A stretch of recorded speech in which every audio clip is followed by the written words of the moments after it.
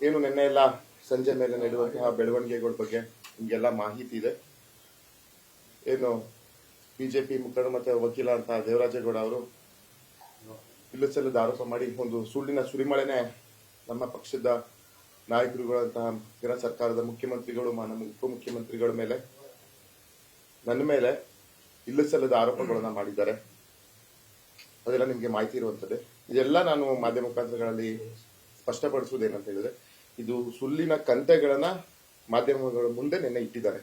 ಅದ್ರಲ್ಲಿ ಹೇಳಿದ್ರಲ್ಲಿ ಯಾವುದೇ ಭಾಗಶಃ 1% ಸಹ ಸತ್ಯಾಂಶ ಇಲ್ಲದು ಮೇಲ್ನೋಟಕ್ಕೆ ಕಾಣ್ತದೆ.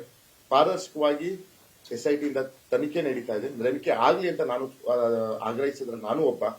ಹಾಗಾಗಿ ನನ್ನ ಮೇಲೇನು ಆರೋಪ ಮಾಡಿದ್ದಾರೆ, ಯಾವುದೋ ಒಂದು ಖಾಸಗಿ ರೆಸ್ಟೋರೆಂಟ್ ಅಲ್ಲಿ ಹೋಗಿ ಮಾತುಕತೆ ಮಾಡಿದ್ದಾರೆ ಹಾಗೆ ಹೀಗೆ ಅಂತ, ಅದು 100% ಶುದ್ಧ ಸುಳ್ಳು.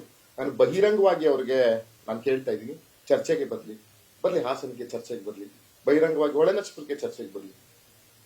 ನಾನು ಮಾಡಿದ್ದೀನಿ ಅಂತ ಯಾವ್ದಾದ್ರು ಒಂದೇ ಒಂದು ಸಾಕ್ಷಿ ಇದ್ರೆ, ಯಾವ್ದಾದ್ರು ಒಂದು ಅವ್ರು ಹೇಳ್ತಾ ಇದಾರಲ್ಲ, ಈಗ ಸ್ಕೈ ಬರ್ಡ್ ಅಂತ ಹೇಳಿದ್ರೆ ಅದು ಒಂದು ಪ್ರಸಿದ್ಧ ರೆಸ್ಟೋರೆಂಟ್ ಅಂತ ನಾನು ತಿಳಿದಿದ್ದೀನಿ.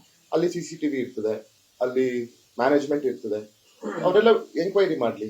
ಶ್ರೇಯಸ್ ಪಟೇಲ್ ಬಂದಿದ್ದ, ಇದೇನು ಈ ತರ ಏನೇನಾದ್ರು ಹಸಿಬಿಸಿ ಚರ್ಚೆಗಳಾಗಿತ್ತ, ಇದನ್ನೆಲ್ಲ ಕೇಳಲಿ, ಎಂಕ್ವೈರಿ ಮಾಡ್ಲಿ. ನಾನು ಅದ್ರಲ್ಲಿ ಒಂದೇ 1% ನನ್ನ ಪಾತ್ರ ಇದ್ರೆ ನಾನು ರಾಜಕೀಯವಾಗಿ ಹಿಂದೆ ಸರಿದ್ಬಿಡ್ತೀನಿ. 4ನೇ ತಾರೀಕು ಜನ ನನ್ನ ಆಶೀರ್ವಾದ ಮಾಡಿದ್ರೆ ಅವತ್ತೇ ನಾನು ರಾಜೀನಾಮೆ ಸಹ ಕೊಟ್ಬಿಡ್ತೀನಿ ಸದಸ್ಯತ್ವ. ಏನಾದ್ರು ನಾನು ಇದ್ರಲ್ಲಿ ಖಂಡಿತವಾಗಿಯೂ ನಾನು ಇದರಲ್ಲಿ ಅವರು ಹೇಳಿರೋದು ನಿಜ ಆದ್ರೆ, ಈಗ ಒಬ್ಬರನ್ನ ವೈಯಕ್ತಿಕವಾಗಿ ತೇಜವಾದ ಮಾಡೋದನ್ನ ಬಿಟ್ಟು ಏನು ಒಂದು ಟ್ರ್ಯಾಕ್ ಅಲ್ಲಿ SIT ತನಿಖೆ ನಡೀತಾ ಇದೆ ಅದನ್ನ ದಿಕ್ ತಪ್ಪಿಸುವಂತ ಕೆಲಸ ದೇವರಾಜೇಗೌಡ ಕೆಲಸ ಮಾಡ್ತಾ ಇದ್ದಾರೆ. ಅವರು ವಕೀಲರಾಗಿದ್ದವರು ಸುಪ್ರೀಂ ಕೋರ್ಟ್ ಅಲ್ಲಿ ವಾದ ಮಂಡಿಸಿದ್ದೀನಿ, ಹೈಕೋರ್ಟ್ ಅಲ್ಲಿ ವಾದ ಮಂಡಿಸಿದ್ದೀನಿ ಅಂತ ಅವರಾಗೆ ಹೇಳ್ಕೊಂತಾರೆ. ಆದ್ರೆ ಯಾಕೆ ಒಬ್ಬರ ಮೇಲೆ ಈಗ ವೈಯಕ್ತಿಕವಾಗಿ ಈ ತರ ತೇಜೋವಧೆ ಮಾಡ್ತಾರೆ ಅನ್ನೋದು ನನಗಂತೂ ಗೊತ್ತಿಲ್ಲ. ಅವರು ಕಾಂಗ್ರೆಸ್ ಪಕ್ಷದಲ್ಲಿ ಇದ್ದಾರೋ, ಬಿಜೆಪಿ ಇದ್ದಾರ, JDS ಅಲ್ಲಿ ಇದ್ದಾರ ಅಂತ ನನಗೆ ಗೊತ್ತಿಲ್ಲ. ಒಂದೊಂದ್ ಬಾರಿ ಒಂದೊಂದ್ ಪಕ್ಷದ ಪರ ಮಾತಾಡ್ತಾರೆ. ನಿನ್ನೆ ನಿಮ್ಗೆ ಗೊತ್ತಿರೋಂಗೆ ಯಾವ ತರ ತಿರ್ಚಿ ಏನ್ ಮಾತಾಡಿದಾರೆ ಅನ್ನೋದು ಗೊತ್ತು. ಈಗ 6 ತಿಂಗಳು ಮುಂಚೆ ಎಲ್ಲ ನಮ್ಮ ಹಾಸನ ಜಿಲ್ಲಾ ಪ್ರತಿನಿಧಿಗಳು ಇಲ್ಲಿರೋರು, ನಿಮ್ಗೆಲ್ಲರಿಗೂ ಗೊತ್ತಿರೋಂಗೆ 6 ತಿಂಗಳು ಮುಂಚೆ ಏನೇನ್ ಮಾತಾಡಿದ್ದಾರೆ, ಯಾರು ಹಾಸನ NR ಸರ್ಕಲ್ ಅಲ್ಲಿ LED ವಾಲ್ ಮುಂದೆ ಬಿಡ್ತೀನಿ ಅಂತ ಹೇಳಿರೋದು ಯಾರು, ನನ್ ಇದೆ ಅಂದ್ಬಿಟ್ಟು ಮಾಹಿತಿ ಅವರ ಪಕ್ಷದ ಹೈಕಮಾಂಡ್ಗೆ ಕೊಟ್ಟಿರೋರು ಯಾರು, ಮತ್ತೆ ಯಾರು ಅದು ಅಕ್ರಮ ಆಸ್ತಿ ಗಳಿಕೆ ಆರೋಪ ಮಾಡಿಕೊಂಡು ಕಾನೂನು ಹೋರಾಟ ಮಾಡಿದ್ಯಾರು, ಇದನ್ನೆಲ್ಲ ಮಾಡ್ಬಿಟ್ಟು ಇವತ್ತು ತಾನ್ ತಿನ್ಬಿಟ್ಟು ಗಂಡವ್ರ ಮೇಲೆ ಓಡಿಸೋದು ಅಂತ ಗಾದೆ ಇದೆ, ಆ ರೀತಿ ಬೇರೆಯವ್ರ ಮೇಲೆ ಯಾಕೆ ಹೇಳ್ತಿದ್ದಾರೆ? ಇಲ್ಲಿ ಪಾಪ ಅನ್ಯಾಯ ಆಗ್ತಾ ಇರೋದು ಸಂತ್ರಸ್ತರಿಗೆ, ಅವ್ರ ಬಗ್ಗೆ ನಾವು ಗಮನ ಹರಿಸ್ಬೇಕು. ದಿನಾ ಮಾಧ್ಯಮದಲ್ಲಿ ಸಂತ್ರಸ್ತರು ಅಂತ ಅವ್ರನ್ನ ಮಾನಸಿಕ ಕುಕ್ಕುವಂತ ಕೆಲಸನ ಇವ್ರು ಮಾಡ್ತಾ ಇದ್ದಾರೆ. ಅವ್ರಿಗೆ ಸರಿಯಾದ ದಾರಿಲಿ ಇದು ತನಿಖೆ ಆಗ್ಬೇಕು, ತಪ್ಪಿತಸ್ಥರಿಗೆ ಶಿಕ್ಷೆ ಆಗ್ಬೇಕು, ಸಂತ್ರಸ್ತರಿಗೆ ನ್ಯಾಯ ದೊರಕಿಸ್ಕೊಡ್ಬೇಕು ಅಂತ ಕೆಲಸ ಮಾಡ್ಲಿ. ನಾವೆಲ್ಲ ಅವ್ರಿಗೆ ಬೆಂಬಲವಾಗಿ ನಿಲ್ಲೋಣ. ಅದು ಬಿಟ್ಬಿಟ್ಟು ಇದು ತನಿಖೆನೆ ಬೇರೆ ಹಾದಿ ತಗೊಂಡು ಹೋಗ್ಲಿಕ್ಕೆ ಇವರು ಪ್ರೇರೇಪಿಸ್ತಿದ್ದಾರೆ, ಆ ಕೆಲಸ ಮಾಡ್ತಾ ಇದಾರೆ, ಆ ಹುನ್ನಾರ ಮಾಡ್ತಾ ಇದಾರೆ. ಇದಕ್ಕೆ ನಾನು ಖಂಡಿತವಾಗಿ ಖಂಡಿಸ್ತೀನಿ. ನಾನು ಪದೇ ಹೇಳೋದಿಷ್ಟೇ, ಬಹಿರಂಗವಾಗಿ ಚರ್ಚೆಗೆ ಬರ್ಲಿ. ನನ್ನ ವಿರುದ್ಧ ಇರುವಂತಹ ಆರೋಪ ಮಾಡ್ತಾ ಇದ್ದಾರೆ ಅದಕ್ಕೆ ದಾಖಲೆಗಳು ಕೊಡ್ಲಿ, ಸಾಕ್ಷಿ ಕೊಡ್ಲಿ.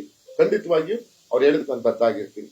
ಅದನ್ನ ಬಿಟ್ಬಿಟ್ಟು ಯಾವುದೇ ಆಧಾರ ಸಾಕ್ಷಿಗಳು ಇಲ್ಲದೆ ಇವರು ನನ್ನ ಮೇಲೆ ಆರೋಪ ಮಾಡೋದು ಸರಿ ಇಲ್ಲ. ಮುಂದಿನ ದಿನಗಳಲ್ಲಿ ನಾನು ಸಹ ಇದ್ರ ಬಗ್ಗೆ ನಮ್ಮ ವಕೀಲರುಗಳ ಹತ್ರ ಮಾತಾಡ್ತಾ ಇದ್ದೀನಿ. ಡಿಫಾಮೇಷನ್ ಏನು ಮಾನ ನಷ್ಟ ಮೊಕದ್ದಮೆ ಕೇಸ್ ಸಹ ನಾನು ಹೂಡ್ತಾ ಇದ್ದೀನಿ, ನಾನು ತೀರ್ಮಾನ ಮಾಡ್ಕೊಂಡಿದ್ದೀನಿ. ಯಾಕಂದ್ರೆ ಇಲ್ಲಿ ಸಲ್ಲದ ಆರೋಪ ಮಾಡಕ್ಕೆ ನನಗೆ ನಮ್ಮ ಪಕ್ಷ, ನಮ್ಮ ಜಿಲ್ಲೆಯ ಜನ ಒಬ್ಬ ಒಂದು ಏನು ನಂಬಿಕೆ ಇಟ್ಟು ನನ್ನ ಈ ಚುನಾವಣೆಯಲ್ಲಿ ಪಕ್ಷ ನಿಲ್ಲಿಸಿದ್ರು. ಜಿಲ್ಲೆ ಜನ ನಂಬಿಕೆ ಇಟ್ಟು ನನ್ನ ಚುನಾವಣೆಯಲ್ಲಿ ಅವಕಾಶ ಮಾಡಿಕೊಟ್ಟು ಬೆಂಬಲಿಸಿದ್ದಾರೆ. ಅದ್ರ ಫಲಿತಾಂಶ 4ನೇ ತಾರೀಕು ಬರ್ತದೆ. ಇಂಥ ಇದರಲ್ಲಿ ನನಗೆ ಹೆಸರಿಗೆ ಕಳಕ ಬರುವಂತ ಕೆಲಸನ ಯತ್ನ ಮಾಡ್ತಾ ಇದ್ದಾರೆ. ಇದನ್ನ ನಾನು ಕಾನೂನು ಹೋರಾಟ ಮಾಡಕ್ಕೆ ನಾನು ಸಿದ್ಧನ ಇದ್ದೇನೆ, ಕಾನೂನು ಹೋರಾಟ ಮಾಡ್ತೇನೆ. ನ್ಯೂಸ್ ಫಸ್ಟ್ ನಿರ್ಭೀತಿಯಿಂದ ನಿಮ್ಮ ಪರವಾಗಿ.